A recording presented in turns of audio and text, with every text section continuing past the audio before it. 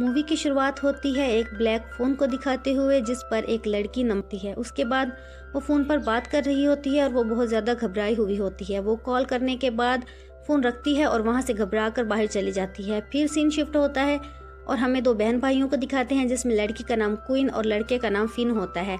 उनके पास उनका दोस्त ऑनेस्टो आता है और वो लड़की से शो पर जाने के लिए इजाज़त मांगता है। लड़की अपने भाई से बात करती है और उसका भाई उसको जाने की इजाज़त दे देता है। उसका दोस्त भी खुश हो जाता है। फिर हम शाम को देखते हैं वो एक सोफे पर लेट कर टीवी देख रहा होता है और उसका डैड उसके पास आता है। फिर वो बाहर जाकर सिगरेट पीने लग जाता है और उसके सामने एक मास्क वाला आदमी खड़ा होता है। उसकी बहन बाहर आती है, उसको वो नज़र नहीं आता। वो सिगरेट पी रहा होता है और उसकी बहन उसे कहती है कि सिगरेट ना पिया करो। वो उसे कहता है कि डैड को मत बताना। फिर वो अंदर चली जाती है। फिर हम कुछ बच्चों को देखते हैं जो बर्फीले इलाके में घूम फिर रहे होते हैं। उसके बाद हम एक बच्चे को भागता हुआ देखते हैं। उसके पीछे एक आदमी पड़ा होता है। बच्चा गिर जाता है और वो बच्चे को बेरहमी से मार डालता है। फिर वो बर्फ़ पर W लिखता है। उसके बाद हम क्वेन को देखते हैं जिसे फ़ोन की आवाज़ आती है और वो फ़ोन की आवाज़ का पीछा करते हुए घर के बाहर आ जाती है। वहाँ वो बाहर देखती है तो उसे कोई भी नज़र नहीं आता। उसके बाद उसका भाई आता है और वो उसे जगा देता है। यहाँ हमें पता चलता है कि क्वीन ख्वाब में चलती है। फिर अगले दिन क्वीन स्कूल जाती है और वहाँ उसका दोस्त ऑनेस्टो भी आ जाता है जो उसे शो की टिकट्स दिखाता है और उसे वो एक गेम भी देता है। फिर वो आपस में बात करने लगते हैं। ऑनेस्टो से कहता है कि मुझे तुम्हारे ख्वाबों के बारे में पता है, जो तुम्हें ख्वाब आते हैं और तुम ख्वाब में चलती हो। वो कहता है कि मुझे तुम इस बारे में कुछ भी बात नहीं करनी। फिर हम फिन को देखते हैं जो एक शॉप से बाहर आता है और उसे एक ब्लैक फ़ोन पर एक कॉल आती है। वो उठाकर कहता है कि मैं मदद नहीं कर सकता। उसके बाद वो फ़ोन रखता है और वहाँ से चला जाता है। फिर हम कुछ बच्चों को देखते हैं जो खेल रहे होते हैं और वहाँ हम एक और बच्चे को देखते हैं, वो भी भाग रहा होता है और उसके पीछे एक आदमी पड़ा हुआ होता है। वो भी उसे जाकर उसे मार डालता है और उसकी जिस्म को जला देता है। फिर वो भी बर्फ पर B लिखता है। हम क्वीन को देखते हैं जो उठ जाती है और वो फिर बाहर जाने लगती है। बाहर जाकर वो देखती है, इधर उधर देखती है, उसे कुछ भी नज़र नहीं आता। थोड़ा आगे चलने पर उसे एक बच्चे की जली हुई लाश नज़र आती है।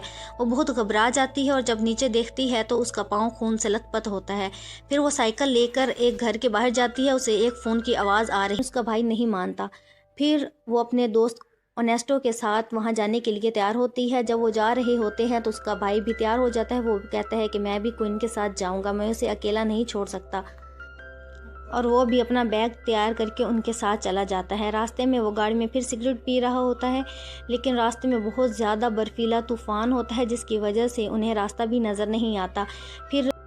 फिन कहता है ऑनेस्टो कि मैं बाहर गाड़ी के सामने चलता हूँ तो तुम मुझे फॉलो करना। फिर वहाँ घोड़े पर बैठकर एक लड़की आती है जो एल्पाइन लेक पे ही काम करती है। वो उन्हें अपने साथ ले जाती है और उन्हें अपने डेस्टिनेशन पर पहुँचा देती है, यानी कि एल्पाइन लेक उन्हें पहुँचा देती है।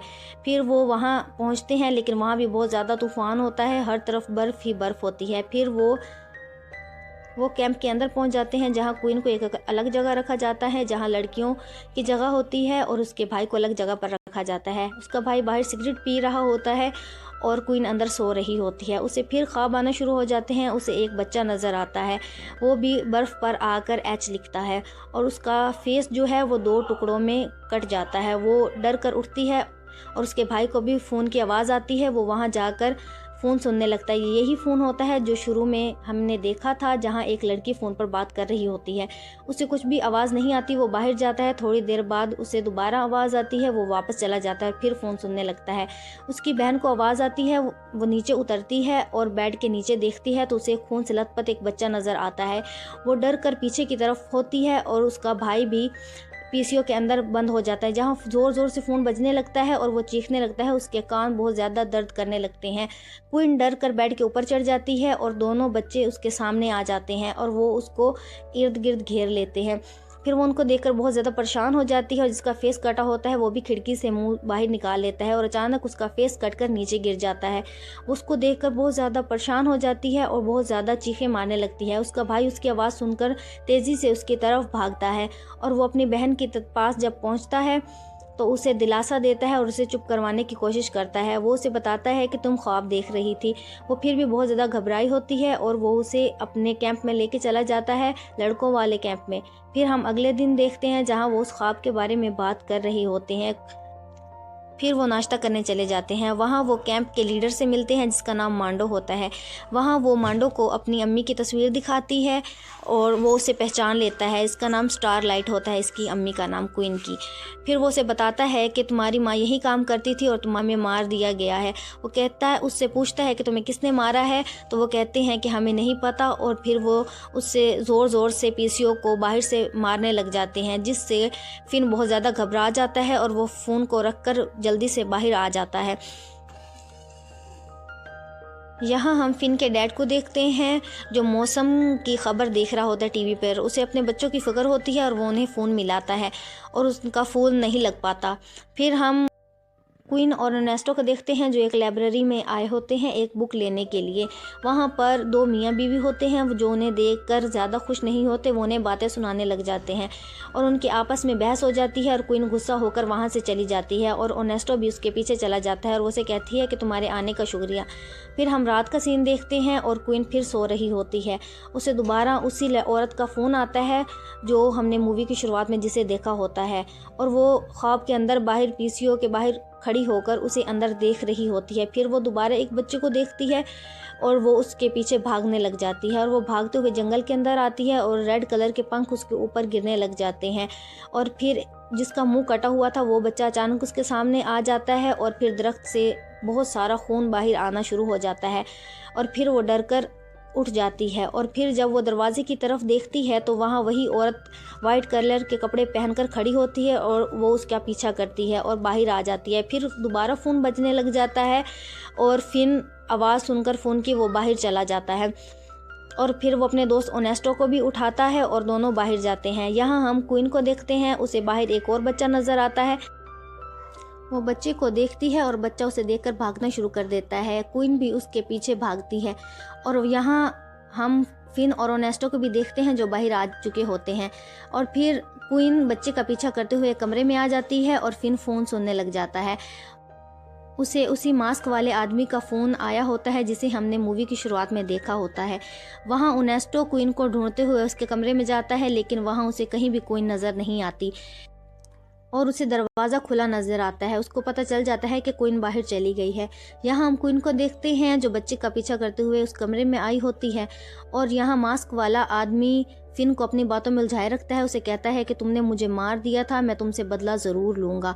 यहाँ हम क्वीन को देखते हैं जो एक किचन में पहुँच चुकी होती है और ओनेस्टो तमाम लोगों को उठाकर क्वीन को ढूंढने निकल जाता है और यहाँ क्वीन के सामने वही मास्क वाला आदमी आ जाता है जो हथौड़े से उसके ऊपर हमला करता है। वो उसे ज़ोर से उसके ऊपर वार करता है लेकिन वो हथौड़े को पकड़ लेती है और वहाँ जो लोग उसे ढूंढ रहे होते हैं वो भी पहुँच जाते हैं। मास्क वाला आदमी किसी को नज़र नहीं आता, वो सिर्फ क्वीन को नहीं नज़र आता है और क्वीन की आवाज़ सुनकर फिन भी फ़ोन रखता है और उसके पीछे भागता है। वो उसे बहुत बुरी तरह मारता है और फिर उसे जलाने के लिए उसे आग के अंदर डाल ही रहा होता है लेकिन ओनेस्टो आकर उसे पकड़ लेता है और वो लड़की आ जाती है। यहाँ फिन भी पहुँच जाता है, अपनी बहन को देखता है तो परेशान हो जाता है।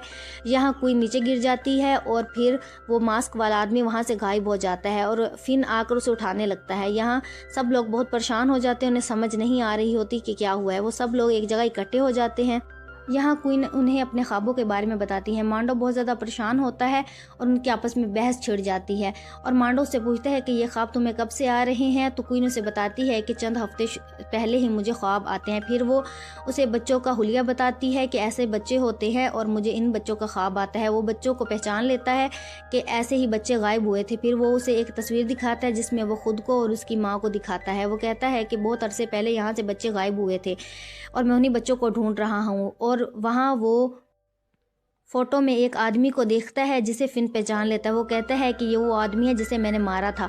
तो वो उसे बताता है कि ये वही आदमी है, ये यहाँ काम करता था, ये बच्चों को यहाँ ट्रेनिंग देता था, लेकिन ये बच्चों के कत्ल करना यहाँ शुरू हो गया था और फिर एक बच्चे ने इसे मार दिया था जिसका नाम भी फिनी था और इस आदमी का नाम था वाइट बिल हिकॉक। और जो अल्फ़ाबेट बर्फ़ पे लिखे हुए आते हैं WBH, उसका भी मतलब वाइट बिल हिकॉक ही है। उन्हें अब कंफर्म हो जाता है कि ये वही है। फिर वो बच्चों की तस्वीरें देख रहा होता है और फिन बाहर सिगरेट पी रहा होता है। उसकी बहन उसके पास आती है और उससे कहती है कि तुमने फिर से सिगरेट पीना शुरू कर दिया। फिर वो उन बच्चों को ढूंढने के लिए अगले दिन निकल जाते हैं। वो बर्फ़ वाली झील के पास जाते हैं और वो सारी झील जमी होती है। वो रात तक ढूंढते रहते हैं लेकिन उन्हें कुछ भी नहीं मिलता। मिलता। फिर वो रात को आकर सो जाते हैं। फिर यहाँ फिन कहता है कि अर्नेस्टो और फिन आपस में ये तय करते हैं कि हम बारी बारी क्वीन पर पहरा देंगे ताकि वो दोबारा से बाहर ना जाए। उसे फिर दोबारा ख्वाब आने लग जाता है। वो ख्वाब में एक बच्चे को देखती है जो अखबार को फोल्ड कर रहा होता है, उसके साथ एक कुत्ता भी होता है। वो साइकिल पर अखबारें लोगों के घर के बाहर फेंक रहा होता है और अचानक वो बच्चा नीचे गिर जाता है। उसकी साइकिल पड़ी होती है लेकिन वो बच्चा नहीं होता। उसे एक आदमी लेकर अपनी गाड़ी के अंदर चला जाता है। उसे फिर मूवी की शुरुआत वाली लड़की नज़र आती है और वो उठकर जाने लगती है, लेकिन अर्नेस्टो उसे पकड़कर फिर दोबारा लिटा देता है और टीना अगले दिन तमाम लोगों को उठाने के लिए जाती है। फिर हम यहाँ क्वीन को देखते हैं और उसके भाई को देखते हैं, फिन को देखते हैं, और यहाँ इनका डैड भी आ चुका होता है। वो कहता है कि मैं तुम लोगों को यहाँ से लेने आया हूँ। तो फिन जाने के लिए तैयार हो जाता है लेकिन क्वीन जाने से मना कर देती है। उसका भाई कहता है कि तुम पागल हो, हमें यहाँ से जाना चाहिए। लेकिन क्वीन कहती है कि हमें बच्चों को इंसाफ दिलाना चाहिए, जब तक वो नहीं मिल जाते मैं यहाँ से कहीं नहीं जाऊँगी। और उसका डैड भी मान जाता है। फिर अगले दिन सुबह वो दोबारा बर्फ़ वाली झील पर जाते हैं और दोबारा से बच्चों को ढूंढना शुरू कर देते हैं। वो तमाम बर्फ़ हटाते हैं, सारा दिन मेहनत करते हैं, लेकिन शाम हो जाती है, उन्हें बच्चों का कोई भी अता पता नहीं मिलता। फिर क्वीन एक गाड़ी पर जाके बैठती है और वहाँ जानबूझकर सो जाती है। फिर वो उठकर जाने लगती है लेकिन टीना उसे पकड़ कर दोबारा बिठा देती है और फिर वो एक ख्वाब में पहुँच जाती है जहाँ वो सब लोगों को वैसे ही देख रही होती है जैसे वो काम कर रहे होते हैं। वहाँ क्वीन का डैड भी आ जाता है और वो मास्क वाला आदमी दोबारा से आ जाता है। वो क्वीन पर हमला करने लगता है लेकिन वो जो आदमी होता है वो उसकी चपेट में आ जाता है। वो उसे दूर तक घसीटता हुआ ले जाता है। तमाम लोग ये देख रहे होते हैं और क्वीन पानी में गिर जाती है और उसकी बीवी उसे टकराती है। वो नीचे गिर जाती है और वो भी खून से लथपथ हो जाती है। और जो मास्क वाला आदमी होता है जिसका नाम बिल होता है और वो उसके सर पे हथौड़ा मारता है जिससे उसके सर पे बहुत ज़्यादा खून आ जाता है। यहाँ क्वीन को एक केन नज़र आती है, वो उसे बाहर की तरफ धकेल देती है जिसमें एक बच्चे की लाश होती है।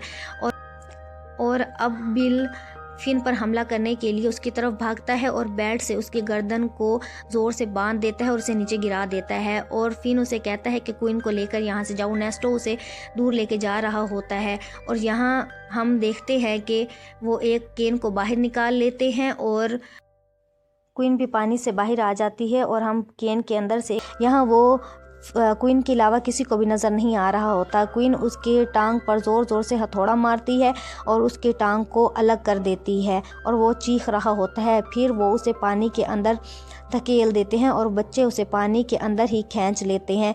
ये मंज़र क्वीन खड़ी होकर देख रही होती है और वो पानी के अंदर डूब जाता है। वो बच्चे उसे खींचकर अंदर ले जाते हैं और बच्चों की आत्मा को भी शांति मिल जाती है। और यहाँ हम बिल को पानी में डूबता हुआ देखते हैं और उसकी बॉडी वहीं ही जम जाती है और फिर क्वीन भी अपने ख्वाब से उठ जाती है और फिर वो तमाम लोग बहुत ज़्यादा खुश हो जाते हैं क्योंकि वो अपने मिशन में कामयाब हो चुके होते हैं। फिर मांडो भी बहुत खुश होता है। अगले दिन जब फिन और क्वीन वहाँ से जा रहे होते हैं फिर दोबारा उन्हें फ़ोन की आवाज़ आती है और क्वीन फ़ोन सुनने के लिए जाती है और उसकी मॉम का फ़ोन होता है। वो उसे कहती है कि तुमने कर दिखाया, मैं तुमसे बहुत ज़्यादा राज़ी हूँ। फिर वो रोने लग जाती है और फ़ोन को वापस रख देती है।